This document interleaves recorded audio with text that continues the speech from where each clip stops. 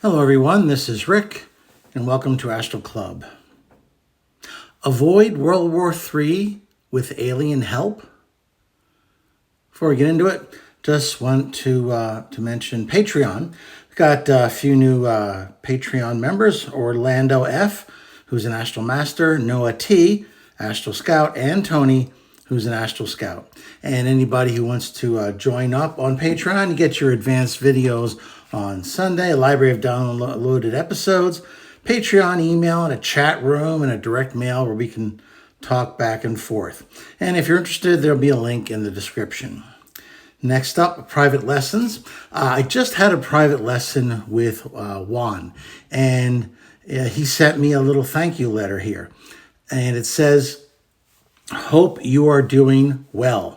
Just wanted to let you know that tip you gave me to get away from my physical body as soon as possible is working really well. By following your advice, I had a successful projection the next afternoon after the class and today as well.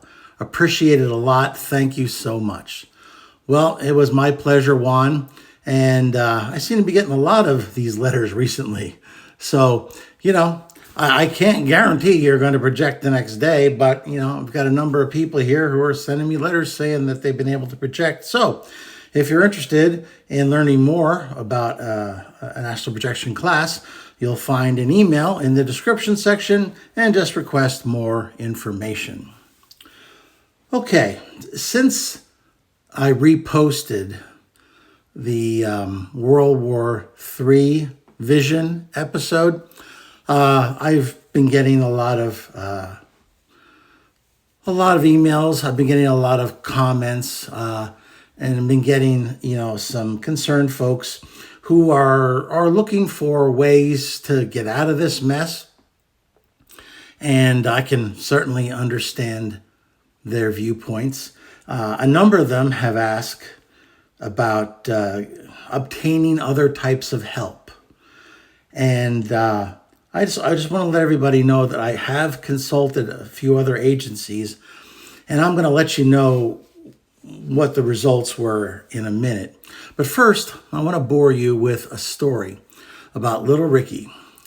When I was 5 years old and I was in kindergarten, we had a teacher named Miss Howard.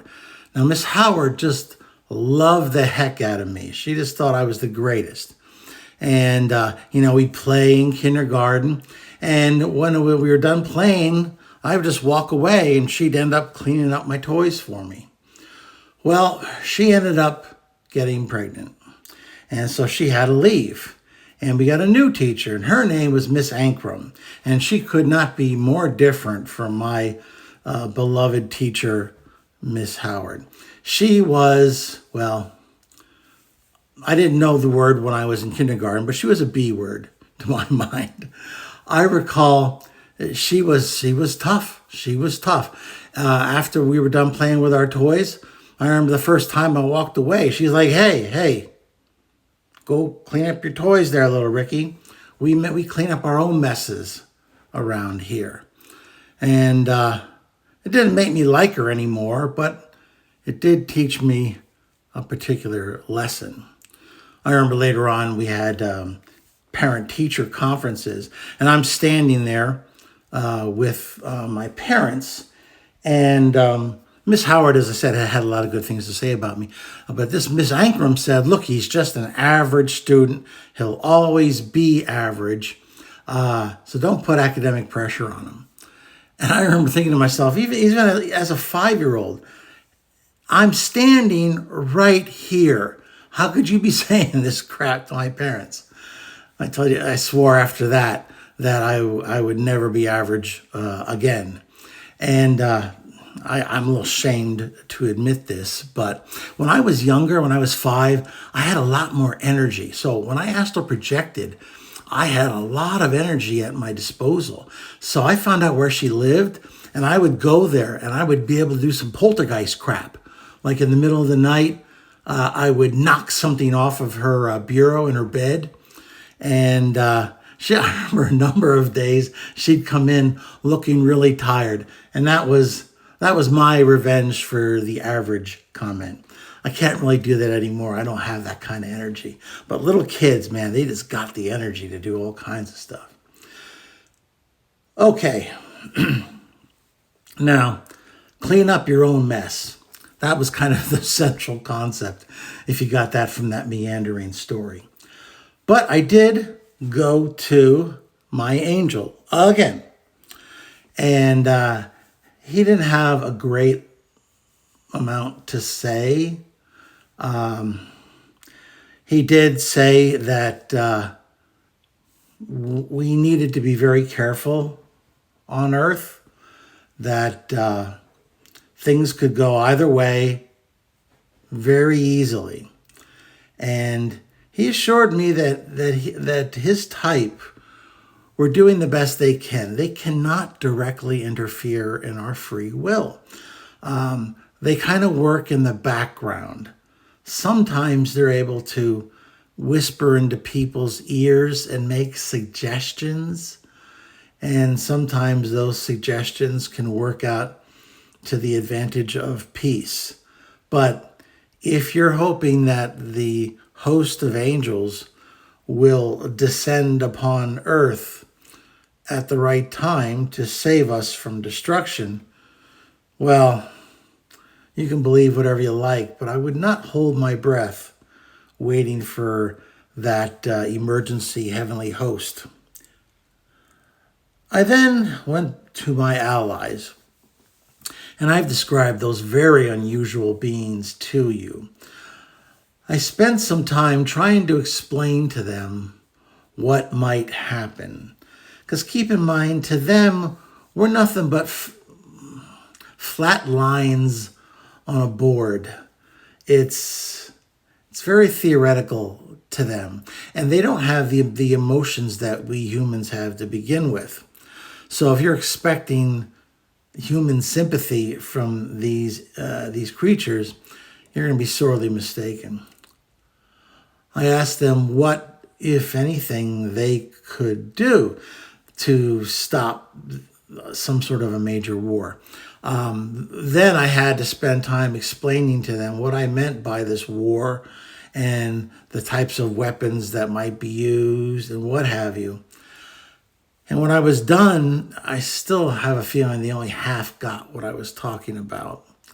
It's a very abstract concept to them. Anyway, they said that they'd be able to save me if I so wished. And then I said, well, wait a minute. What about my family? What about Astral Club members? What about humanity as a whole? And they just said, no, that's not something that they would do. They would save me if I so wished. Well, I mean, obviously I turned them down because I'm not looking to save myself.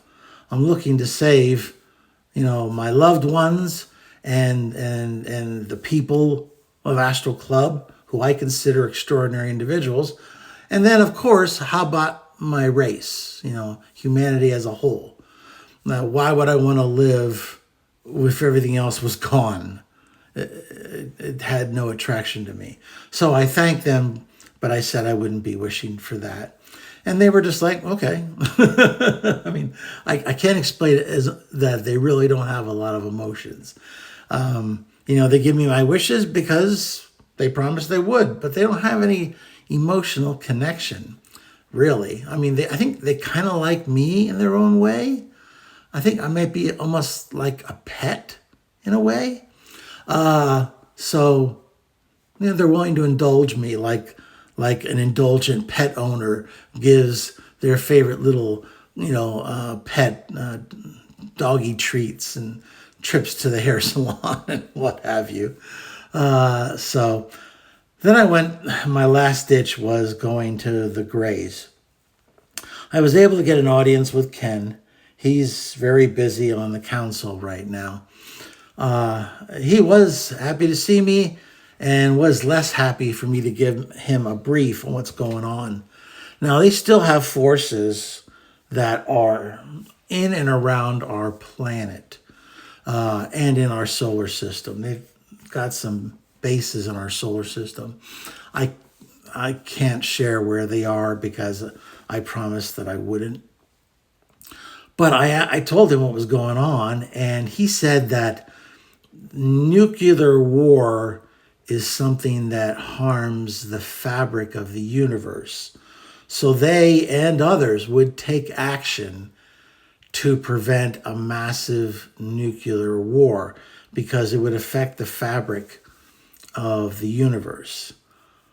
But he didn't say that he'd be able to stop World War III or that he'd be able to stop a limited use of these weapons. I mean, I know he indicated to me through visuals that he wouldn't allow the Earth to be destroyed and therefore the space around the Earth. And then what happens when a nuclear bomb goes off is it ripples through all the planes, not just the physical. The energy released is the primordial energy of the universe. So when you set something like that off, it ripples throughout all the dimensions. And as it ripples outwards, it forms cracks in the fabric of space, which you can understand why the other races would not be interested in allowing that to happen. Now, I know we've got the Pleiadians who are doing something with our people on the moon, the Space Force, and then I told you about that base they had in the bottom of the Gulf of Mexico. So we're working with them. And so it seems the word would be that they wouldn't allow a massive nuclear war because it would cause damage to the fabric of the universe. But that doesn't mean they're going to stop World War III. You know, conventional weapons can do a heck of a lot of damage. Setting off one or two bombs, you probably could get away with that. That would do a heck of a lot of damage. So what does all this boil down to? I mean, I asked Ken, when I was asking, what are you prepared to do? He also offered to physically save me, and he was nice enough to said I could round up some of my family as well. But then once again, what am I going to do? I'm going to leave behind the Astral Club members and humanity as a whole. I just don't feel right doing that. I'd feel like a traitor, just kind of leaving my people behind to suffer while I get to escape. I told him that I understood he should do, whatever it is he feels and the other races feel is necessary to protect the universe. But I'm going to stand or fall with humanity, with my people. I'm not looking for any quick way out. I'm not looking to abandon, those that I love and my race. So I just wanted to share that with you because I know there was a number of folks who were worried. Personally, it's never over till the fat lady sings, they say in opera. So, there's always hope. As I said, have some preparations. On that Homeland Security site, they've got like really the most basic preparations you could have. I think it's like 3 days worth of water saved up, 3 days worth of, non-perishable foods, things like that. Look that up and go ahead and prepare for that. Everybody can afford to do that. If you've got more money, then it doesn't hurt to do a little preparation, to stock up some non-perishable foods and water and medical supplies. And if you've got extra money, having some gold and silver to protect you against, currency fluctuations or currency crashes. But, and I've always believed in the old saying that my grandmother told me, it's better to have and not need than to need and not have. And she grew up, she went through the Depression. So she understood exactly the sentiments involved there. Okay, well, I just wanted to let folks know that, what I did in contacting some outside sources. I hate to say it, but in the bottom analysis, the ball's in our court.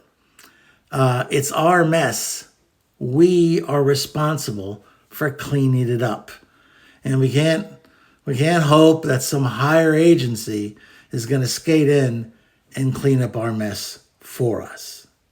So, okay. Well, I hope you found that interesting. If you did, please hit the like button. Share it with those of like minds. Subscribe if you haven't already. And please, questions and comments.